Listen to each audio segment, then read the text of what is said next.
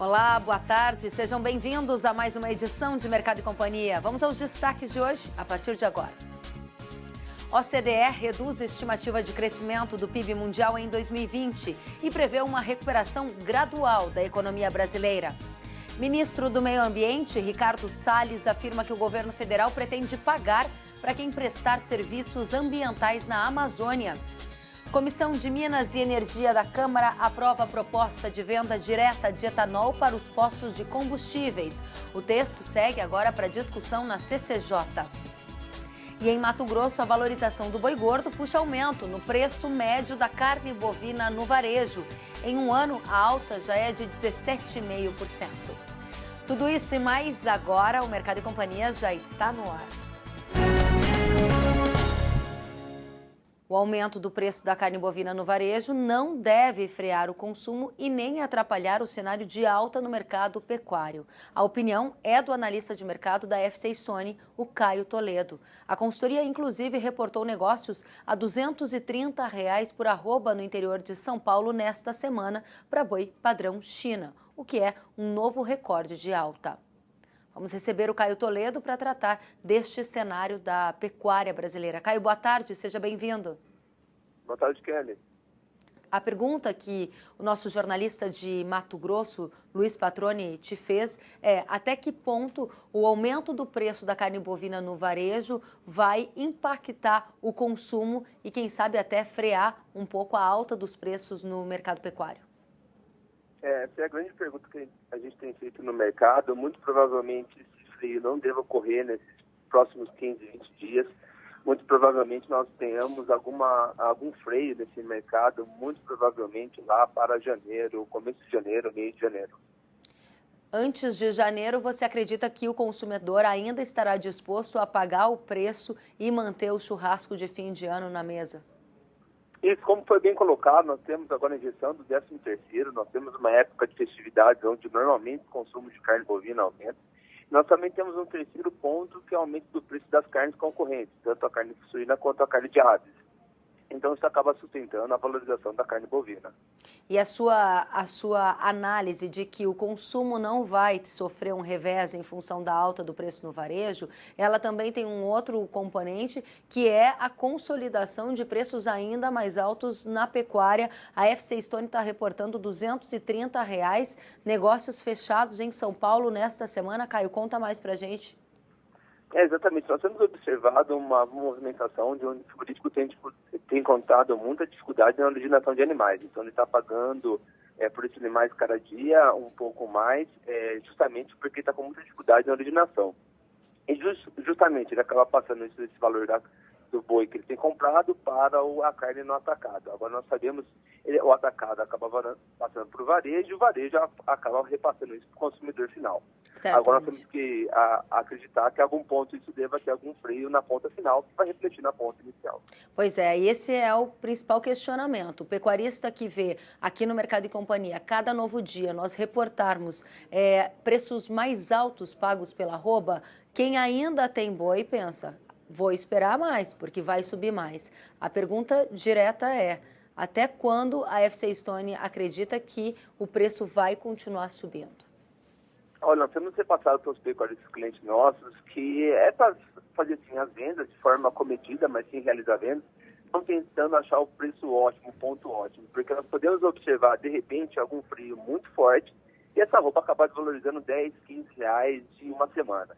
Então, é sempre para realizar algumas vendas de forma compassada, assim, aproveitando esse movimento de alta que nunca tinha ocorrido no boi gordo. Então, aproveitando, não tentar achar o ponto ótimo, que o ponto ótimo, normalmente, nós só saberemos quando ele passou. Então, é para ir vendendo comedidamente, mas vendendo aos poucos. A tendência de 2020 é começar com esses patamares, como estamos vendo agora, com valorização da arroba. Vai continuar até quando esse cenário de aquecimento de uma oferta restrita? Olha, eu acredito que mais uns 15, 20 dias. Depois desse ponto aí fica a grande dúvida do mercado. Em janeiro temos pagamento de impostos, normalmente é um mês de redução do consumo. Então, acho que Para janeiro, as exportações até podem dar uma diminuída para janeiro, basicamente. Então, acho que esse movimento pode ter mais uns 15, 20 dias de duração. Ou seja, a sua interpretação é que estamos vivendo o melhor momento do mercado, proximidade de festas de fim de ano, exportações aquecidas. A sua recomendação é para aproveitar o momento, porque para 2020 as coisas podem começar, pelo menos, num compasso um pouco mais lento do que temos visto até agora. É isso, Caio? Não, exatamente. Aproveitando o movimento, pensando muito nas compras de reposição para 2020, usar o mercado financeiro como uma ferramenta de proteção. O mercado financeiro está aí para todos, então é ir aproveitando, mas sempre olhando um pouco mais à frente. A CNA projeta melhora na margem de lucro do produtor de soja para o ciclo 19-20.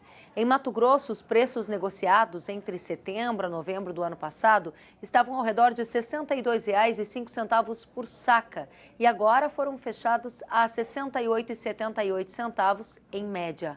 A alta de 11% sinaliza um cenário melhor para a safra atual. Vamos até Brasília, onde o assessor técnico da CNA, Alan Malinsky, tem mais detalhes. Alan, boa tarde. Esse dado de Mato Grosso também pode ser replicado em outras praças, a exemplo de Goiás, Paraná. Haverá de forma generalizada uma melhor rentabilidade no setor de soja neste atual ciclo? Boa tarde, Kellen. Boa tarde a todos que nos escutam. Esse trabalho que nós fizemos juntos ao CPEA, mostra realmente que o produtor, sim, está conseguindo comercializar. Nesse momento, o preço ofertado pela soja está muito melhor, variando de 2% a 11%, dependendo da região. E isso, sim, vai possibilitar que o produtor tenha uma melhor receita na comercialização da sua soja. Quando a gente vai para a análise das margens, a gente precisa lembrar que essa safra foi feita também com um custo bem mais elevado. Essa é a safra mais cara dos últimos anos. Tanto é que em algumas regiões o custo de produção vai aumentar em torno de 12% a 15%. Mas mesmo assim, o que nós identificamos é que a possibilidade de ter, sim, melhores margens deve acontecer nessa safra. Mas vai depender também dos níveis de produtividade que teremos nessa safra, porque ainda está no início, a gente sabe que existe a possibilidade de passarmos por um veranico em meados de dezembro, janeiro, mas repetindo as produtividades da safra passada, a expectativa, sim, que as margens dos produtores sejam bem melhores do que a safra passada. E a CNA identificou de onde vem esta alta de preço, que Mato Grosso gerou esse preço 11% mais alto? Paraná e Goiás também tiveram reportes de preços mais elevados, não? Exato. O que identificamos vem da questão da cotação do dólar, que nesse momento o dólar está bem mais valorizado do que no ano passado. Nós temos essa questão da guerra comercial Estados Unidos e China. A produtividade da China, a produção de soja da China, dos Estados Unidos esse ano vai ser bem menor também. A expectativa é que possa cair até 20 milhões de toneladas. Então, a oferta de grão da oleaginosa vai ser bem menor do que vínhamos tendo nos últimos anos. Então, esse conjunto de fatores que contribuem para que o preço da soja no mercado nacional esteja bem mais favorável. Agora, claro, a gente está falando para todo o Brasil, Alan, e eventualmente algum produtor rural pode não se identificar, dizendo que ele eventualmente não conseguiu pegar esse preço melhor ou que ele teve um problema de custos mais altos. A CNA identificou que essa é uma situação generalizada ou tem alguns bolsões no Brasil que estão vivendo uma realidade bem diferente desta? Sim, nós temos algumas regiões que essas margens, que esse valor ainda não está tão favorável assim ao produtor. Identificamos tanto em algumas regiões do Mato Grosso do Sul, algumas regiões de Goiás, Minas também. A gente vê que a valorização da soja não está tão alta quanto nos outros estados. E aí sim a gente identifica que nessas regiões as margens dos produtores devem ser menor. Porque quando a gente fala de custo de produção, isso praticamente é unânime, foi em todas as regiões esse alto custo de produção. Tanto é que onde identificamos variou de 8% a 15%, 8% a 13%. Então teve um custo considerável e nesse momento ainda os preços da soja não estão tão favoráveis para conseguir cobrir esse alto custo de produção, Dito isto, a CNA acredita que os preços tendem a subir mais? Tem alguma posição fechada sobre guerra comercial e dólar a fim de dar uma sinalização para o telespectador que nos assiste? O que nós temos visto é que não confirmou ainda a safra americana, tanto é que estão colhendo ainda. Pode ser que essas quebras de produtividade lá sejam maiores ainda, né? A gente vê que a Argentina não deve vir com uma área tão grande de plantação, então a oferta mundial de soja deve ser um pouco menor, até do que já está sendo trabalhado hoje. E isso sim é um fator altista para os preços, isso pode refletir ainda em melhoras de preços, né? Mas, e essa questão da guerra comercial, tudo indica que esse ano não vão evoluir muito na redução dessas taxações, né? Então a gente vê que até final do ano, pelo menos, a indicação é que esses preços devam sim ficar favoráveis aos produtores. E o ministro do Meio Ambiente, Ricardo Salles, afirmou que o governo federal pretende pagar a quem prestar serviços ambientais na Amazônia. A medida faz parte do plano do governo, que inclui outras ações para incentivar a preservação na região, com o objetivo de reduzir o desmatamento. Em coletiva, Salles afirmou que a ideia é remunerar quem cuida da floresta, na lógica da reserva legal e dentro do percentual estabelecido pelo Código Florestal. O ministro disse ainda que a medida prevê o pagamento por preservação de áreas excedentes de reserva legal e serviços relacionados às áreas de preservação permanentes, as chamadas APPs. Ao lado dos governadores da região amazônica, o ministro afirmou que o Brasil vai participar da Conferência do Clima da ONU no início de dezembro em Madrid, na Espanha, para buscar recursos estrangeiros que foram prometidos e até agora não foram enviados para tocar operações de combate ao desmatamento na Amazônia. Sobre este tema eu converso hoje ao vivo com Benedito Rosa, comentarista que nos faz companhia aqui no estúdio de São Paulo. Seja bem-vindo. Obrigado.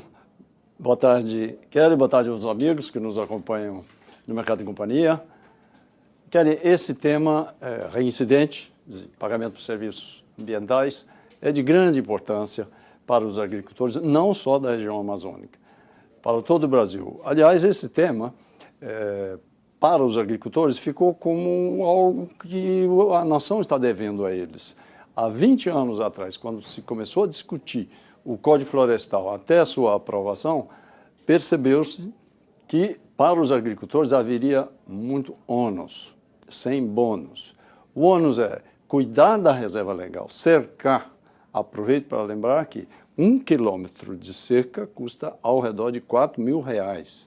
Então, esse ônus ficou com os agricultores. Para não falar na regra, que agora é lei, não é? Que 20%, se for nos cerrados, de uma propriedade fica esterilizada em nome do planeta. Só o Brasil pratica isso. Bom, se é para a preservação do meio ambiente, também façamos. Mas por que é o agricultor que tem que arcar com esse ônus em nome do planeta? Ninguém falou em reduzir, a pagar 20% dos motores de uma indústria em nome da poluição do planeta, mas para os agricultores, sim. Bom, como eu disse, de qualquer maneira, já que o Código Florestal brasileiro estabelece essa condição, então é necessário que a sociedade pague por esse serviço ambiental que o agricultor está fazendo para o Brasil e para o mundo. Agora, Benedito, de onde viria esse dinheiro? Esse é o ponto, Kelly. Esse tema é irrespondível por parte das autoridades estaduais, qualquer que seja o governo que ocupou o Planalto nos últimos anos. A questão é, com o aperto financeiro, com o aperto orçamentário que o Brasil vive, nunca sobrou espaço para pagar os serviços ambientais. Então, o ministro Ricardo Salles está trazendo um tema muito importante e talvez os governos todos deveriam ter tratado isso com mais prioridade no passado, mas em função de tudo que ocorreu na Amazônia, pelo menos aproveitou-se essa situação para ver se resolve esse tema de compensação a quem arca com os custos da preservação ambiental dentro da sua propriedade. Começamos pela Amazônia e depois esperamos que se leve isso para todo o Brasil. Você tem boas expectativas em relação ao encontro que vai acontecer em dezembro em Madrid? Sim, boas no sentido de participação, né? Com a posição dos Estados Unidos de se retirar, O Brasil, que nós ouvimos ruídos e declarações que não animavam, mas agora o ministro Ricardo Steinmeier e o próprio presidente Bolsonaro definiram que sim, o Brasil vai participar da Conferência das Partes das Nações Unidas, não só essa, mas as próximas. Convém mesmo participar, debater. O Brasil não deve ficar fora, ainda que as metas e os objetivos de cada país impliquem restrições, que alguns não podem cumprir imediatamente, mas é importante participar, discutir. Acho que o problema ambiental, você disse expectativas positivas, sim, no sentido de que a questão ambiental está cada vez mais sensibilizando as pessoas. Portanto, o encontro de Madrid deve ter um espaço na mídia mundial muito bom, e o Brasil precisa, sim, participar. Sentiu falta de algum conteúdo? Acesse canalrural.com.br.